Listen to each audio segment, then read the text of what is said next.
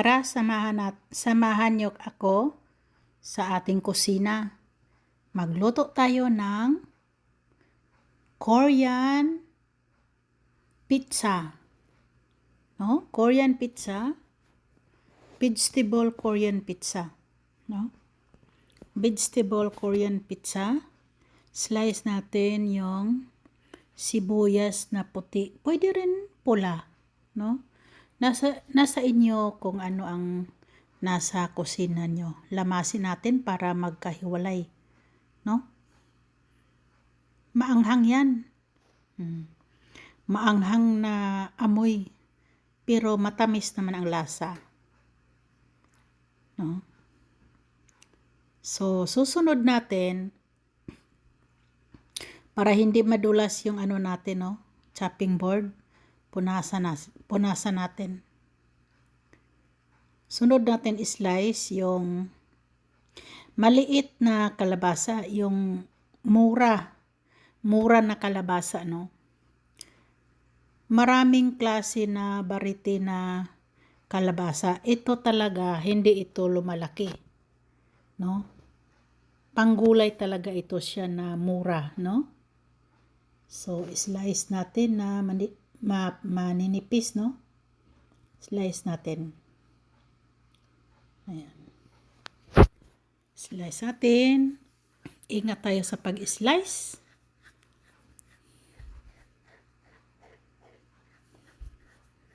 Iyon.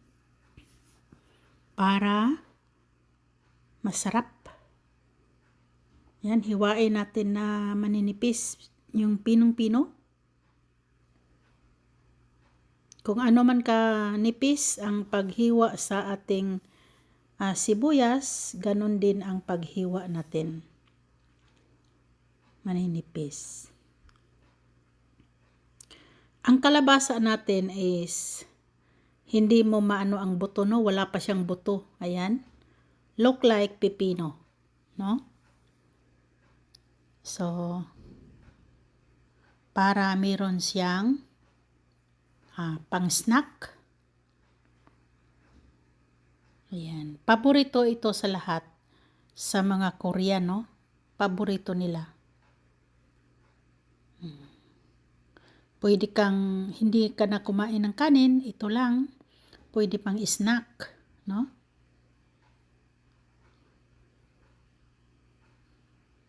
Pwede nila isawsaw ng soy sauce. Pwede din hindi na, no?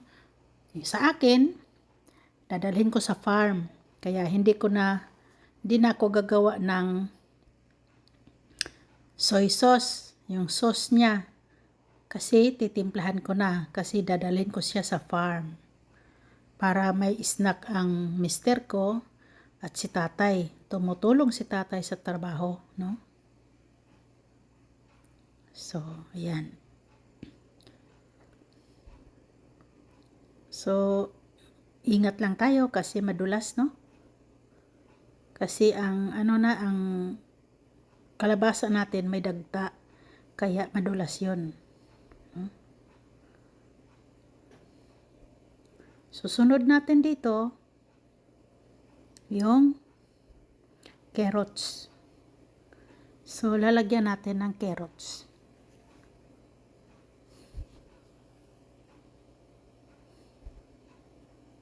Madalian lang to na pagkaluto, no? Pag-prepare, madalian. Pwede naman to lalagyan ng puset, pwede rin ng hipon. Pero madalian ito. Sa susunod natin na vlog, so lalagyan natin ng ibang ibang rekado. Ayan. So, ilalagay natin sa isang yung malaki na lalagyan. Kasi lalamasin natin yan mamaya. Susunod natin itong carrots. Ang carrots kailangan manipis na manipis. Kasi para hindi siya matigas.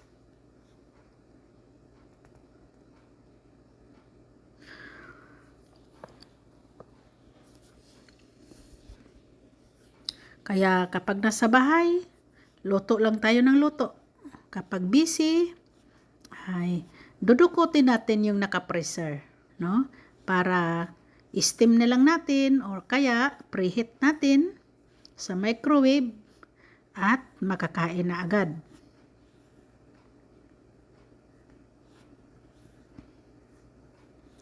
So itong isang piraso na kalabasa, budget ito sa 2 tao. No? 2 tao ito budget. Tapos, kayo na bahala kung mag-soft drinks kayo o tubig. Yan, lalagyan natin ng mushroom powder.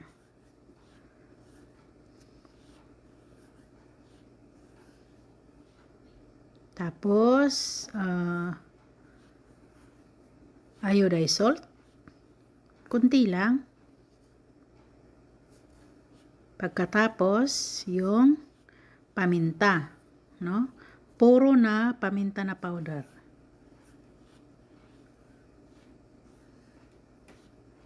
Pagkatapos niyan, lagyan natin ng tubig. Kunti lang muna.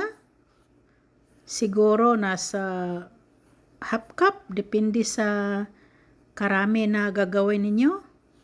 At saka, tansya lang sa ating Korean pancake mix, no?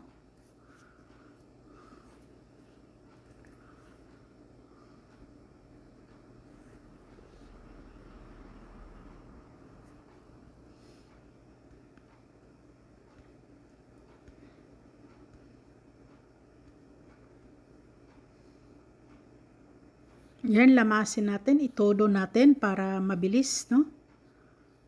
Lamas-lamasin. Kukunin natin ang texture ng ating harina. Yung harina natin, hindi po siya natural na harina, no? Harina po siya na mix na po yan sa for pancake mix na merong halo dyan na bawang na powder, garlic powder. May halo po yan. Hindi yun pwede sa yung natural na natin, hot cake, hindi pwede, no? Kasi meron siyang powder na bawang na nakahalo dyan. So, para talaga yan dyan na harina. Harina with pang nilagay nila dyan, basta ready for pancake mix at ganito ang pagluto niya. Tapos, lalagyan natin ng isang pirasong whole egg, no? Whole egg, tapos lamasin natin para lumapot. Hindi pwede na masabaw. Hindi pwede. So, kailangan malapot siya. Para pag iprito natin, hindi po siya maghihiwalay. Look alike talaga siya ng pizza, no? So, ang pangalan dito is vegetable pizza or pizza vegetable.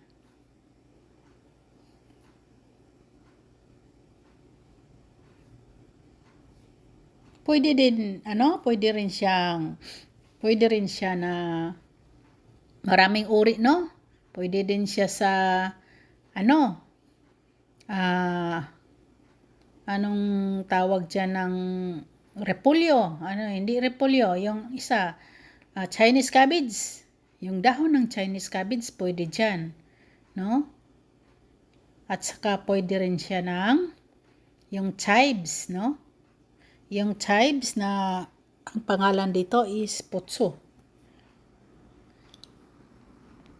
So, itong tatlo at yung kalabasa, no? At pwede rin sa sili, no? So, paulit-ulitin lang natin kapag luto na. Ganyan talaga ang texture niya, medyo sunog, no? Maganda kapag ganyan ang kulay. Yan, sarap. Yan. So, marami-rami ang pagkaano natin, no?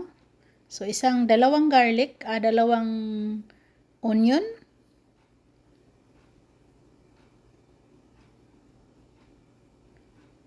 At saka, kunti lang, mga 1/4 lang siguro ang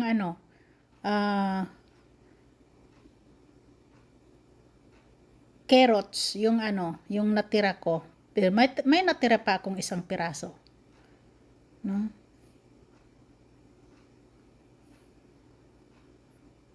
So, magmamarket tayo ulit kasi ubos na ang ating, yung mga pang-rekado. Wala na tayong carrots, wala na tayong bawang, saka wala na tayong sibuyas. Yung sibuyas na tinatanim natin is maliliit pa.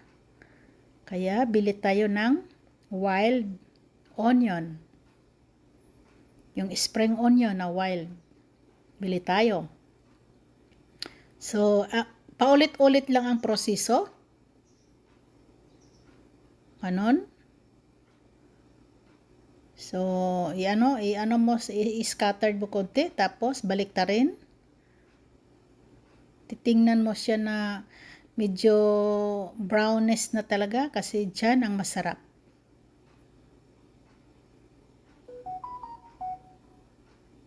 Dyan ang masarap na luto.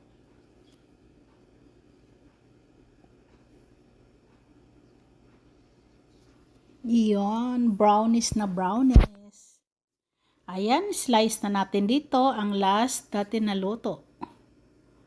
Ayan, ganon, slice. Slice ka lang dyan. Ayan, para makakain. Para maihatid natin habang mainit-init pa. No? Masarap ito guys kapag bagong luto. Yung mainit pa talaga, no? Kaya bisi-bisihan tayo.